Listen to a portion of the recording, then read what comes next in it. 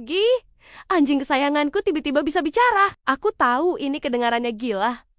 Tapi sungguh, ini benar-benar terjadi. Awalnya, aku pikir aku cuma kecapean atau mungkin salah dengar. Tapi kemudian, Wugi melakukannya lagi. Dan kali ini, gak ada keraguan sama sekali. Aku masih ingat banget hari itu. Cuaca lagi mendung. Aku lagi santai di sofa sambil nonton film. Sementara Wugi tidur nyenyak di karpet. Di kakiku. Tiba-tiba, dia menggeliat sedikit. Matanya masih setengah tertutup.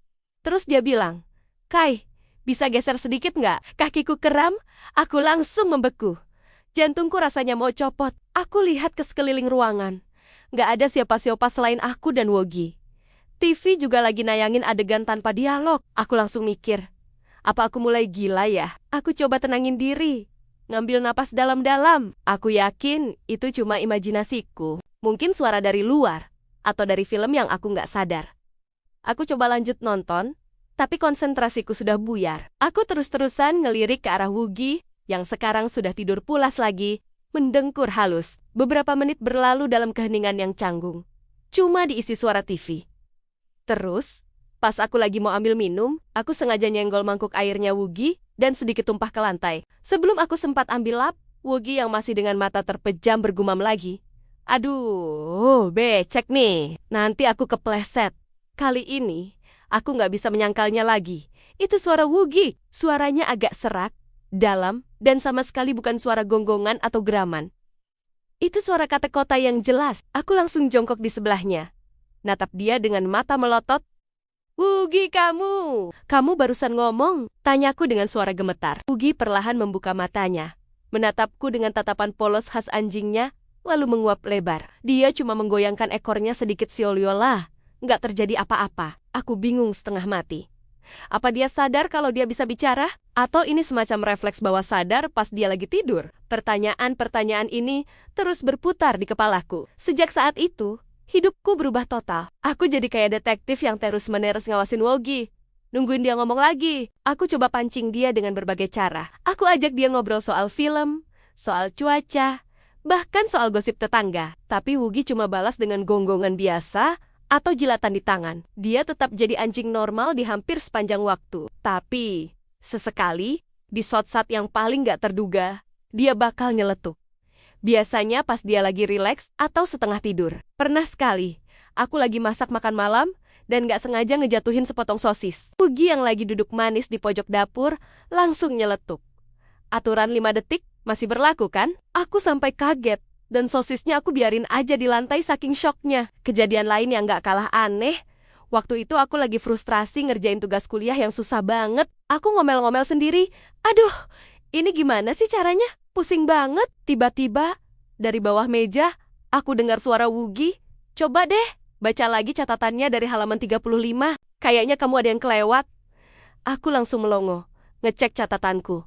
Dan benar aja, ada poin penting yang aku lewatin. Berkat Wugi, aku bisa nyelesain tugasku. Sejak saat itu, aku mulai curiga. Jangan-jangan Wugi ini bukan sekadar anjing biasa. Jangan-jangan dia jenius.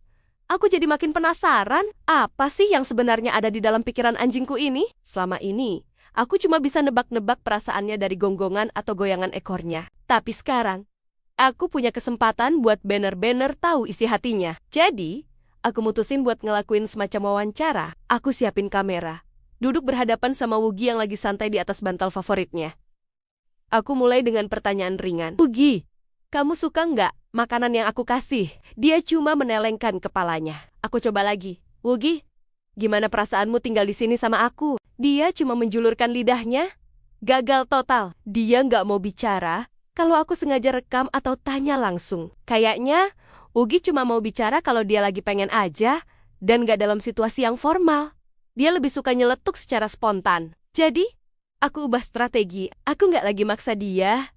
Tapi aku jadi lebih sering ngajak dia ngobrol santai, seolah-olah aku ngomong sama teman.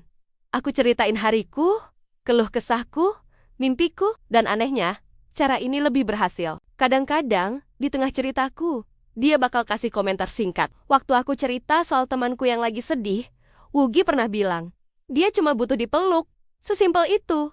Tapi benar banget, lewat obrolan-obrolan singkat kami, Aku jadi belajar banyak hal. Aku jadi tahu kalau Woogie ternyata benci banget suara penyedot debu. Bukan karena takut, tapi karena berisik dan ganggu waktu tidurnya. Aku juga jadi tahu kalau dia sebenarnya lebih suka jalan-jalan sore daripada pagi, karena udaranya lebih sejuk dan banyak aroma menarik yang bisa dia cium. Dia juga pernah protes, kenapa aku suka banget nonton film horor.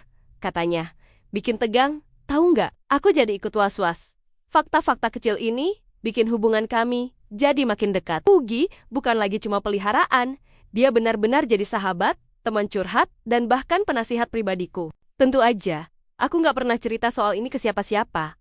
Siapa juga yang bakal percaya? Mereka pasti bakal ngira aku sudah gila.